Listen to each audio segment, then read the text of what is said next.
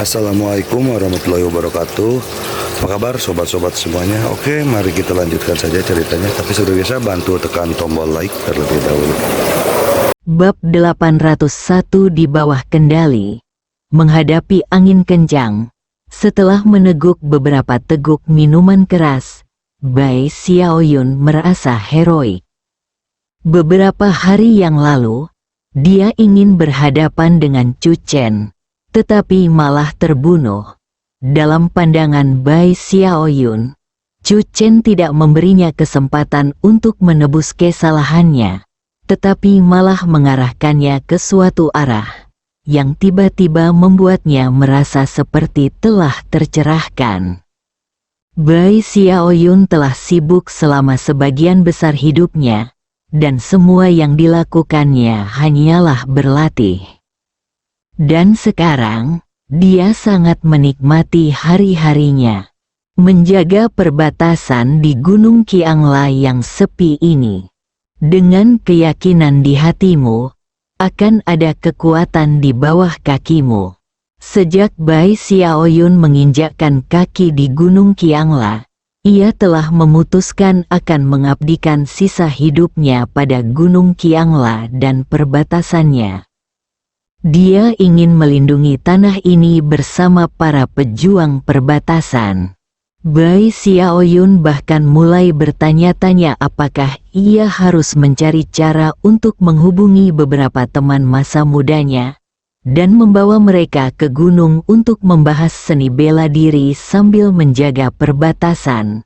Ini akan menjadi kesenangan yang luar biasa dalam hidup. Saat Bai Xiaoyun sedang menunggu kedatangan kawanan burung aneh itu, api yang berkobar sedang berkobar di Gunung Koneheng. Ada api yang menyembur ke angkasa dari beberapa puncak gunung. Pertempuran untuk memusnahkan kawanan burung aneh yang menjadi perhatian dunia itu pun pecah, dan kelompok Brahma memang menunjukkan kekuatan yang menggemparkan masyarakat awam. Warganet Tiongkok, ya ampun, saya baru saja melihat adegan di mana seorang prajurit pasukan khusus India mencabik-cabik seekor burung monster dengan tangan kosong. Dia benar-benar mencabik burung monster yang menakutkan menjadi dua bagian. Ternyata adegan dalam drama TV di mana seorang prajurit mencabik-cabik orang yang hidup dengan baik dengan tangan kosong benar-benar ada. Ini pertama kalinya saya melihat kekuatan pasukan khusus India. Sebagai perbandingan, apakah pasukan khusus China kita memiliki kekuatan seperti itu? Mungkin, seharusnya ada, kan? Jauh di lubuk hati, tentu saja ada harapan. Tetapi karena mereka tidak melihatnya dengan mata kepala sendiri, mereka tidak mengetahuinya. Malam itu menjadi malam yang tidak bisa tidur bagi banyak orang. Banyak orang ingin mencari video dan foto kejadian melalui berbagai saluran dan memperhatikan hasil pertempuran. Di dekat Gunung Zuyeng, bangkai burung-burung aneh berserakan di seluruh tanah, dan anggota kelompok Brahma juga dikorbankan, dan darah mengalir seperti sungai. Pemandangan itu tragis. Lambat laun muncul pula para pendekar yang bukan dari golongan Brahma yang ikut serta dalam pertempuran. Mereka adalah beberapa pasukan bela diri dari India. Setelah menyaksikan pertempuran tersebut, mereka berubah dari yang awalnya hanya menonton menjadi perlahan kehilangan kendali dan ikut serta dalam pertempuran. Terlalu banyak burung aneh membuat orang merasa bahwa mereka tidak akan pernah bisa dibunuh.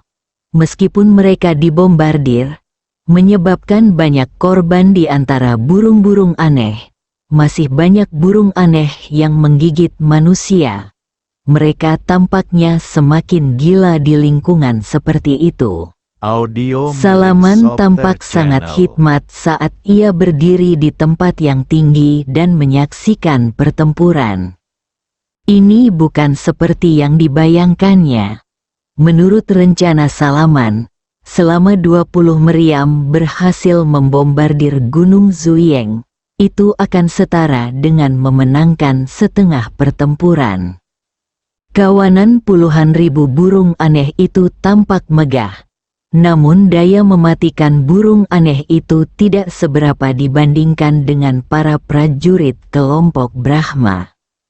Itu seharusnya lebih dari cukup untuk mengatasinya. Tapi sekarang, kekuatan keseluruhan kawanan burung aneh itu bahkan lebih kuat dari yang kita duga. Kasam di samping tampak sangat serius.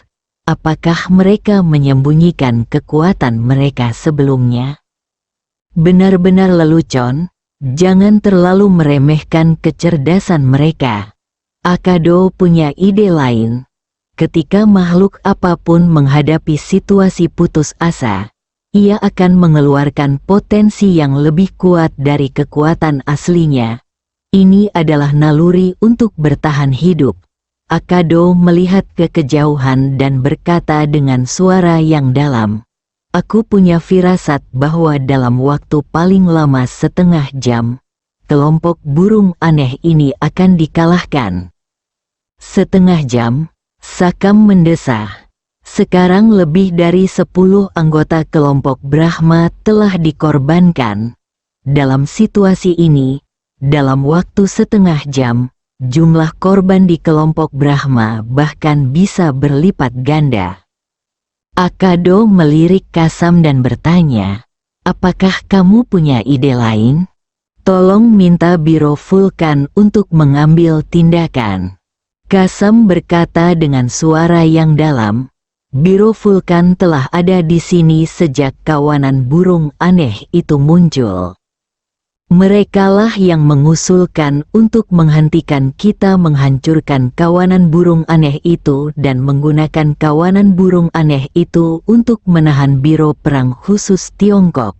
Akibatnya, kita sekarang diserang oleh opini publik internasional. Dan kita juga akan menanggung konsekuensi karena membuat kawanan burung aneh itu semakin kuat. Adapun Biro Vulkan, mereka selalu hanya ingin menemukan pengintai Tiongkok." Kali ini bahkan Akado tidak membantah kata-kata Kasam. Biro Vulkan terlibat dalam perencanaan seluruh insiden. Tetapi pada saat yang paling kritis, Biro Vulkan menghilang. Beberapa orang melihat ke arah Sakaman. Hanya Jenderal Sakaman yang bisa menghubungi Sevsky. Mereka tidak akan mengambil tindakan. Sakaman menggelengkan kepalanya dan melihat sekeliling. Gunung Konhang malam ini menjadi pusat perhatian dunia. Jika Biro Vulkan mengambil tindakan dan mengungkap keberadaan mereka, bukankah itu sama saja dengan memberitahu seluruh dunia bahwa mereka juga terlibat dalam masalah ini? Biro Vulkan tidak akan pernah melakukan sesuatu yang tidak bermanfaat bagi mereka. Biro Vulkan telah mengambil semua keuntungannya. Jadi apa yang akan kita lakukan? Kasam menggertakkan giginya. Kita telah memposisikan diri dengan benar. Kita adalah pion dari Biro Vulkan dalam insiden ini. Sakaman berkata dengan tenang, "Ini adalah fakta yang tidak dapat disangkal. Tidak perlu disangkal. Namun, jika semuanya berjalan lancar, itu akan membawa masalah besar bagi Biro Operasi Khusus Tiongkok. Jadi kita selalu senang menjadi pion ini." Sakaman menarik napas dalam-dalam. "Hanya setengah jam. Teruslah berjuang. Juga, percepat pencarian orang-orang di sekitar kita. Selama kita menemukan pengintai Tiongkok, kita tidak akan sepenuhnya kalah." Terus berjuang, suara pertempuran menggetarkan bumi. Sungai darah Audio mengalir. milik Sober Banyak Channel. kamera yang menangkap pemandangan di sini. Namun, ada lebih banyak orang yang bersembunyi dalam kegelapan, menyaksikan pertempuran ini. Biro Vulkan, Sevsky tidak berjalan jauh. Saat ini, dia berdiri di puncak gunung tidak jauh dari Gunung Zuying, menatap ke kejauhan. Api tampaknya telah membakar separuh langit. Ini benar-benar mengasyikkan. Sevsky tidak bisa menahan diri untuk tidak bertepuk tangan. Kekuatan kelompok Brahma sama buruknya dengan yang kami duga, sehingga mereka dapat bertarung secara setara dengan kelompok burung aneh ini. Ini tepat sekali. Pertempuran yang menentukan antara kelompok Brahma dan kelompok burung aneh di Gunung Konheng tidak hanya menarik perhatian dunia, tetapi juga mungkin membuat pertahanan garis perbatasan Tiongkok menjadi longgar. Sudut mulut Sevsky terangkat. Biro Perang Khusus Tiongkok mungkin tidak pernah menyangka bahwa, kecuali kecelakaan yang disebabkan oleh video itu, semua hal lainnya masih berada di bawah kendali Biro Vulkan kita. Mo Angge, sekarang tergantung pada kinerjamu. Di sebelah Sevsky, ada bayangan gelap, mengenakan pakaian hitam dan topi hitam, tanpa wajah yang terlihat. Jika Anda tidak memperhatikan dengan seksama, dia tampak menyatu dengan kegelapan. Kawanan burungku hanya mengerahkan setengah dari kekuatannya. Sosok Moang menghilang di tempat. 1 menit kemudian, saat api berkobar di Gunung Konheng, terdengar suara yang sangat tajam, seperti seruling tetapi bukan seruling, menembus langit malam.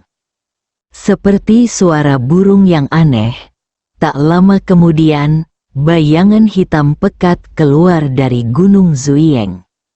Sekelompok burung aneh yang bahkan lebih kuat membentangkan sayap mereka yang besar, seperti elang dingin dengan cakar tajam, dan tampaknya ingin menghancurkan dunia ini.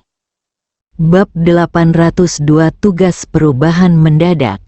Yang tak disangka-sangka, tiba-tiba seekor burung aneh kembali melesat keluar dari suatu tempat di Gunung Zuying yang tengah terbakar hebat. Kelompok burung aneh yang menyerbu kali ini lebih kuat dari yang sebelumnya dalam hal kekuatan keseluruhan. Mereka seperti air pasang, menutupi langit dan menghalangi matahari.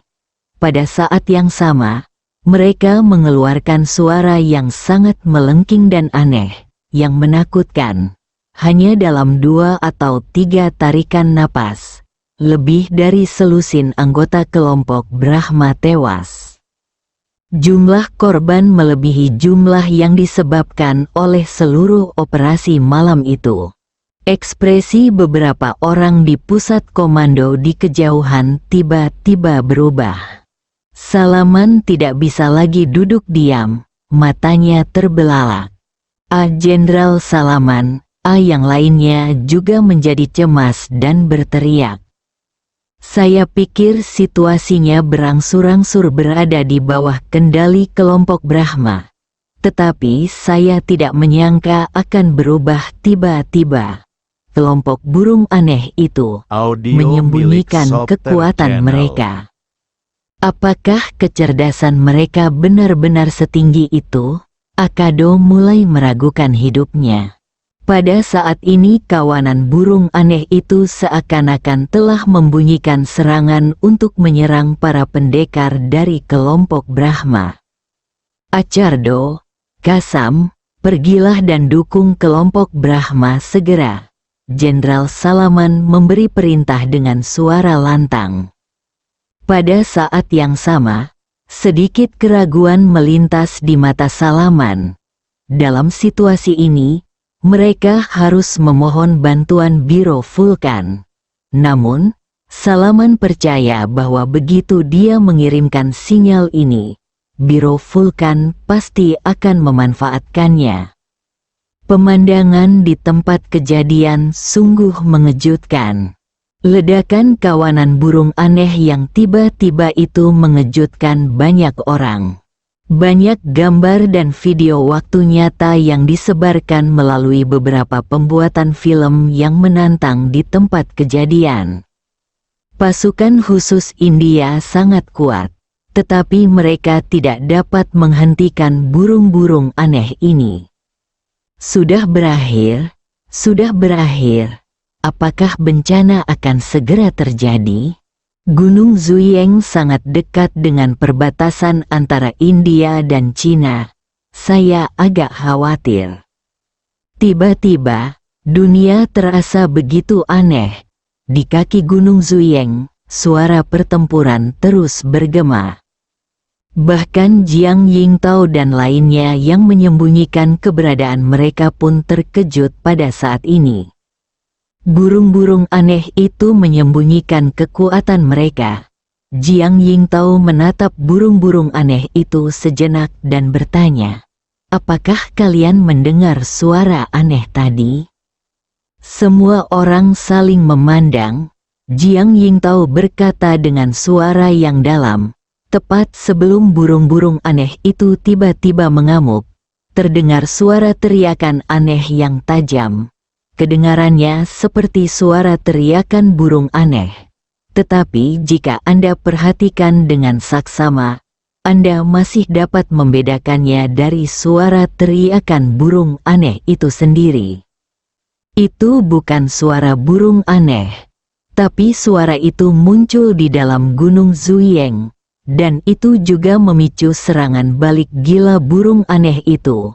Pupil mata Situ Jing tiba-tiba mengecil, dan dia berseru, "Maksud kakak tahu, kawanan burung aneh itu bukanlah peristiwa mutasi alami, tapi bencana buatan manusia." Seseorang sedang mengendalikan kawanan burung aneh. Ini mungkin terdengar sangat tidak masuk akal pada awalnya, tetapi di dunia saat ini, bahkan lebih banyak hal luar biasa yang terjadi. Dibandingkan dengan banyak hal luar biasa, mengendalikan burung aneh tampak cukup normal. Menjadi pelatih burung juga merupakan sebuah profesi, dan tidak dapat dihindari bahwa beberapa jenis variasi akan terjadi. Kesunyian, kalian, Jiang Yingtao hendak berbicara. Tetapi Situ Jing memotongnya. Tidak, itu terlalu berbahaya. Xiao Feng tercengang, dia masih belum mengerti. Hal yang sama berlaku untuk He Xiaojun. Jiang Yingtao melirik Situ Jing tanpa daya. Gadis kecil ini sangat mengenalnya. "Saudari Tao ingin kita tetap di tempat kita saat dia pergi ke Gunung Konheng." Situ Jing menggelengkan kepalanya. "Saudari tahu, Gunung Konheng sekarang menjadi pusat perhatian dunia. Jika kita terburu-buru masuk, kita akan ketahuan. Selain itu, situasi saat ini serius. Jika Salaman memerintahkan pemboman lagi di Gunung Konheng, itu akan terlalu berbahaya." Xiao Feng mengangguk. Dia setuju dengan pernyataan Situ Jing. "Kita berada dalam bahaya setiap detik berada di India," kata Jiang Yingtao. "Jika benar-benar ada seseorang yang mengendalikan kawanan burung aneh itu, saya harus menemukan cara untuk mendeteksinya dan mengungkap kebenarannya ke publik. Jika tidak, jika kali ini terjadi di India, di mana lagi bencana serupa akan terjadi lain kali, jangan khawatir. Saya yakin dapat melakukan penyelidikan dengan alasan memastikan keselamatan." Situ Jing merasa cemas dan ingin mengatakan sesuatu. Tetapi Jiang Yingtao menambahkan dengan sungguh-sungguh, "Ini adalah tugas kita." Situ Jing terdiam. Xiao Feng, He Xiaojun dan yang lainnya juga terdiam. Mereka semua tahu bahayanya memasuki Gunung Zuyang dalam situasi saat ini, tapi itu adalah tugas mereka. Tidak mungkin mereka akan mundur karena bahaya. Betapapun besarnya bahayanya, seseorang harus melangkah maju. Jiang Yingtao mengambil langkah ini. Hati-hati, saudari Tao. Kami akan menunggumu. Hanya itu yang bisa diucapkan Situ Jing. Jika kalian ketahuan, kalian harus datang ke arah kami, kata Xiao Feng dengan suara berat. Jangan khawatir. Jiang Yingtao melambaikan tangannya, dan sosoknya dengan cepat menghilang di dalam malam. Pertempuran di Gunung Zuyang semakin memanas. Kantor komando. Ekspresi Salaman sangat serius. Pasukan yang saat ini dikerahkan oleh kelompok Brahma di dekat Gunung Konheng tidak lagi cukup untuk melawan kawanan burung aneh itu. Meskipun Salaman telah meminta bantuan dengan segera, akan butuh Audio waktu milik bagi bala Software bantuan Channel. untuk tiba. Salaman akhirnya menelepon Chevsky. Menjaga perdamaian regional di komunitas internasional adalah tanggung jawab yang tidak dapat diabaikan dari Biro Vulkan kami. Chevsky tampaknya telah menduga hal ini. Setelah menjawab panggilan, ia berkata dengan tenang, "Namun, Jenderal Salaman, Anda juga harus memahami bahwa setiap pertempuran tim operasi khusus genetik sangat mahal dan menguras tenaga. Biaya pertempuran Biro Dewa Api tentu saja akan ditanggung oleh kelompok Brahma." Salaman berkata dengan suara yang dalam, "Saya harap Biro Dewa Api dapat bertindak cepat dan membunuh sekelompok burung aneh di depan perhatian dunia." Chevsky tidak terburu-buru dan terus mengobrol dengan Salaman. Sesuai dugaan Salaman, mereka memohon bantuan Biro Vulkan dan tak pelak lagi mereka ditipu. Chevsky mengajukan beberapa syarat lagi. Setelah Salaman mengertakkan gigi dan setuju, Chevsky tertawa. Jenderal Salaman memang orang yang terus terang. Kami, Biro Vulkan, tentu akan memenuhi tugas kami. Namun, situasinya serius saat ini. Ada beberapa kota kecil dan desa di dekat Gunung Konheng. Begitu api pertempuran ini menyebar, itu akan menyebabkan korban yang tidak perlu. Biro Vulkan perlu mengambil beberapa tindakan dengan gagasan mengutamakan orang. Salaman segera bertanya, "Apa yang akan kamu lakukan?" "Usir burung-burung aneh ini ke Gunung Qiangla," kata Chevsky dengan tenang.